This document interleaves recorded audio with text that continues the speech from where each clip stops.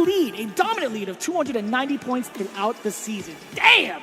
That's a big number. But even bigger than that number is the prizing. Taking a look at what's actually on the line here, 60K cash money for first place. And a nice little trip to the Street Fighter League World Championships. In second place, however, with 15K, we will definitely take that.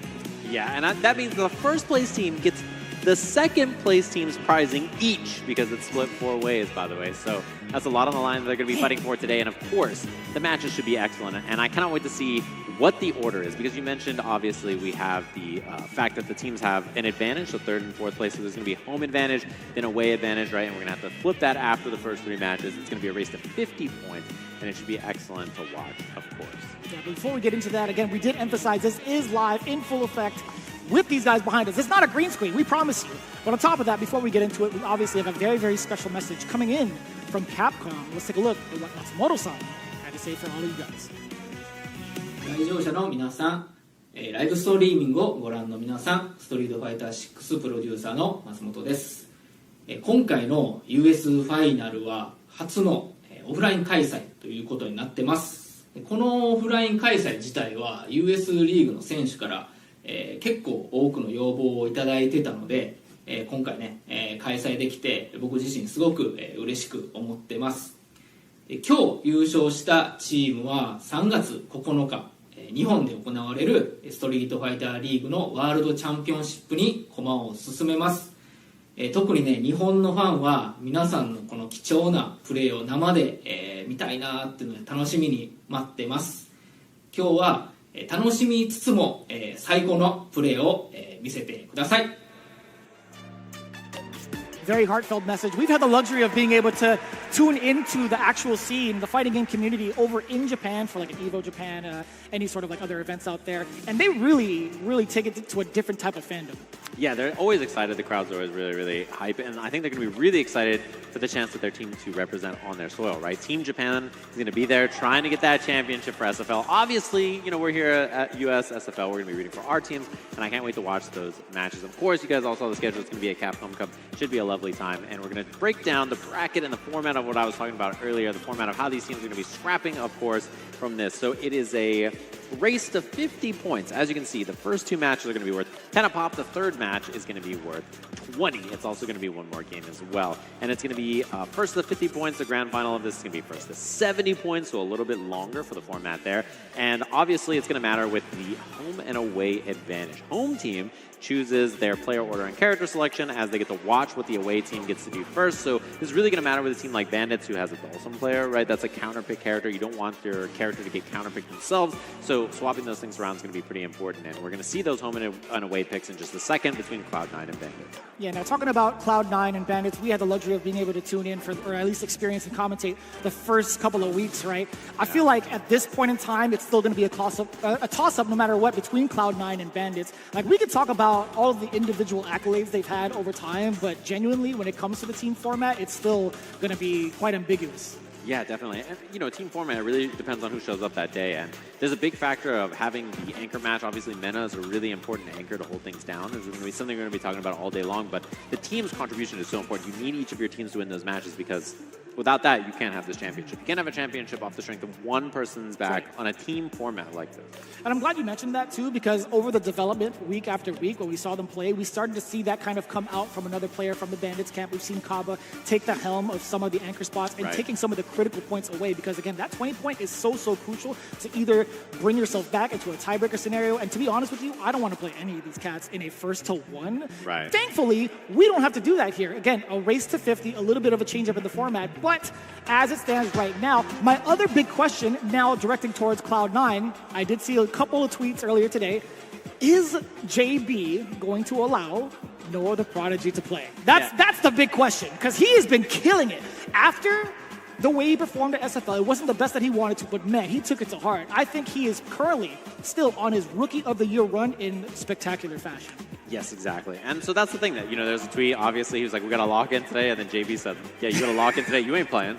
So we'll have to see if that's a mind game. I think it might be a mind game, to be honest. I think they're going to play Noah. So something we'll have to see here. We'll get to see their picks in just a second here. We'll get them on the screen so that you guys can check it. So let's see who the away team has opted to select and what their order is.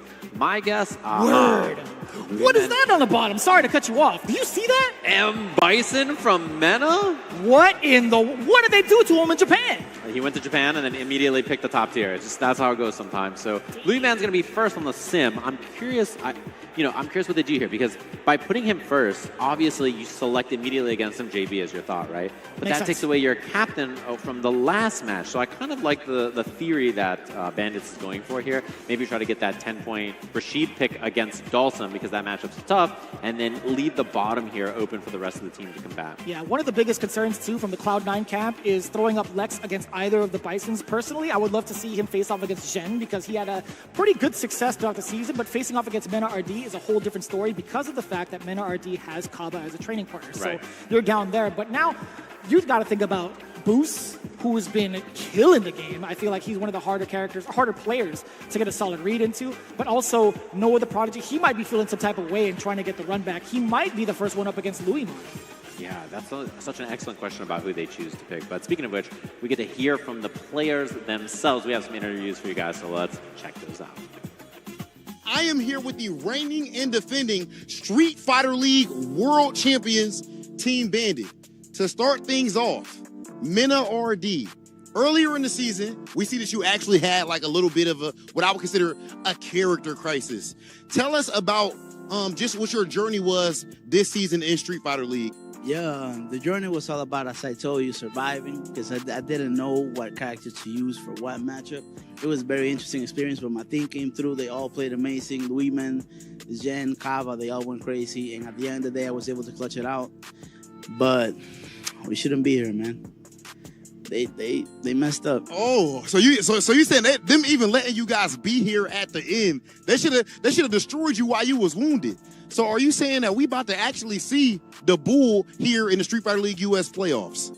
Yeah, tune in. Don't want to miss it. Must see TV. Now, Louis, man, I feel like you are like the definition of, if you don't know, now you know. Your first season of Street Fighter League, you put in work from the beginning to the end of the season. What did that mean to you? It's been quite a journey, since I joined Street Fighter League. I've been, happy with all the guys playing and practicing. We even went to Japan. And, I feel like after that, I'm going to put on a show and see, so people can see what my Dawson is capable of. Now, Kaba, this season of Street Fighter League, you actually had the team on your back sometimes. Like, you were in that anchor spot, got so many huge wins. Do you feel like this was your best season of Street Fighter League? And if so, what contributed to it? Ha sido una Street Fighter League bien desafiante. Me he sentido bien por el hecho de que han confiado en mí, todos mis compañeros de equipo, al ponerme en un pleito como capitán. Y yo diría que al trabajo duro y a la confianza y al trabajo en equipo que se ha estado haciendo, tú sabes. Y obviamente a la estrategia que hemos planificado, donde no nos basamos en quién jugador es más fuerte, sino qué es lo que más nos conviene. He said that he's thankful for the confidence that the team has in him, and the work that we've been putting on is because of teamwork and because we approach strategy not only on who's the better player, but what's the best player in this position, what's the best player for this matchup. And he feels that his good results came because of that we thought that he was the best option to be the anchor, and he proved us right. Like, he was the best option to be the anchor. Jin, you know that there was high expectations on you coming into Team Bandits, but throughout the regular season, you actually did struggle a bit. What has changed from the regular season to now, months later? I think I was having a bit struggle with the character Bison because I probably wasn't locked in enough. But like in these few months, I have played really a lot and learned so much stuff from like other good Bison players, and I feel like my Bison is in a really good shape right now. So I just want to show you guys how I can do with this character. All right, talk that talk, Jin. That said, you have heard it from the reigning and defending champs themselves, Team Bandits. All right, we heard from the players here, and I have to say, surprised we don't see Kaba in the initial lineup. That is a surprise. Yeah, that actually just bypassed me. There was no hair to catch it. It went right over my head. But Right. I'd imagine he has to be like the main counterpoint on the home squad, right? Yes, that's probably the counterpick point. And it's interesting because the team is so solid. So it's really just about what matchups you want to do because I think all of them are very capable players.